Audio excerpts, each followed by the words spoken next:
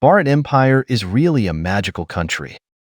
Many people left messages on my channel, accusing me of always criticizing India and asking me why I do so. I think YouTube is a free speech platform. I did not make up a single piece of fake news. All videos are made based on facts. I added my personal comment section. This did not violate YouTube rules and also serve the followers of my channel. Why do these stupid Bharat Empire people always curse my channel to be blocked? Speaking of fake news, Indian media is definitely the world's fake news production center. Its reports on China are not only full of lies and jealousy, but also often carry great malice. For example, First Post, which is often mentioned in this channel, and its star Palki Sharma's show Vantage. Look, she, who was just ridiculed by me yesterday, has released fake news about China again. If you, the people of Bharat Empire, have time to criticize me, why don't you let the Indian media stop spreading rumors first? Palki Sharma posted a video titled TikTok Hordes Invade SKI Resort. To be fair, I did not use DeepSeek, but asked Google Gemini whether the title was appropriate, especially the use of the word hordes. Gemini explicitly replied that this title is highly derogatory and inappropriate, and that it should not be done unless the author has a strong motivation to target a specific group. I put the address in the video description, and those who suspect that I fabricated the information can verify it themselves. What is the content of this video? Simply put, there is a TikTok influencer with 2 million followers. She promoted an Italian ski resort in the video.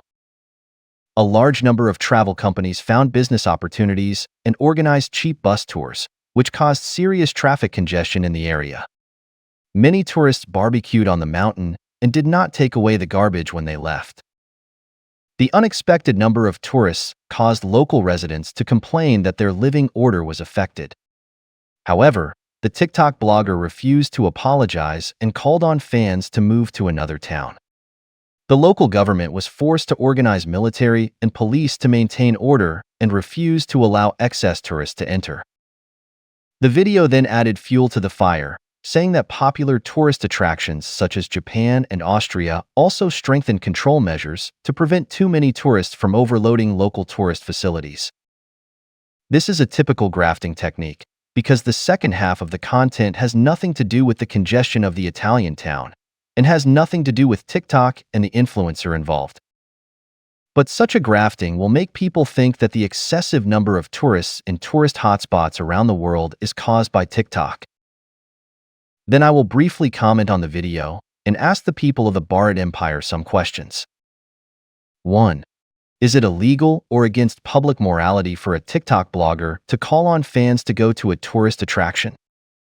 I think any tourist attraction is eager for tourists, and it is a positive behavior no matter who promotes the tourist attraction on any platform. Whether the blogger makes a profit from it or not, it is a good thing to stimulate consumption and prosper the local economy. Is there any attraction on the earth that is afraid of becoming more famous? If so, it can be closed completely so that no one will come. 2. Let's assume that a TikTok blogger uses his influence to do something bad. Can TikTok be blamed for this? If a person has 2 million fans on Facebook or Instagram, can't he call on fans to do the same thing? Is there any platform that can predict the behavior of every blogger and fully restrict it? I think what these platforms can do is to formulate strict rules and suspend or close the account if the blogger violates the rules. 3. The video specifically shows the garbage left by tourists after barbecue in the town, as if these tourists are extremely evil. There are tourists with low quality everywhere, and this is a local tourist, not a garbage thrown by TikTok employees or Chinese. To be honest, this little bit of garbage is not worth mentioning in India. 99% of the places in India have more garbage than here. If this little bit of garbage is a shame, then India should not exist on the earth. 4. The video also mentions vicious incidents such as stampedes, and it seems that TikTok has had a serious negative impact on popular tourist attractions around the world. However, the fact is that the Italian town mentioned in the video and even the Japanese and Austrian attractions mentioned in it did not have the so-called stampede. On the contrary, in India without TikTok, vicious stampedes have occurred repeatedly. For example, a serious stampede occurred at the Chennai Air Show in India on October 8 last year, resulting in 5 deaths and 230 injuries. On January 30, 2025, a stampede occurred at a religious gathering in Uttar Pradesh, India, resulting in 40 deaths. If you use Google to search for stampedes, you will find that India is the country with the most stampedes and the most casualties in the world. Are these accidents to blame on TikTok? If the Indian media still has a little conscience, they should stop spreading rumors and smearing China. The lives of Chinese people are much more dignified than those in India. To be honest, comparing India with China is a serious insult to China. Most Indians live with less dignity than animals. 5. Instead of being jealous of TikTok and cursing it to close down or be banned, shouldn't India develop its own TikTok?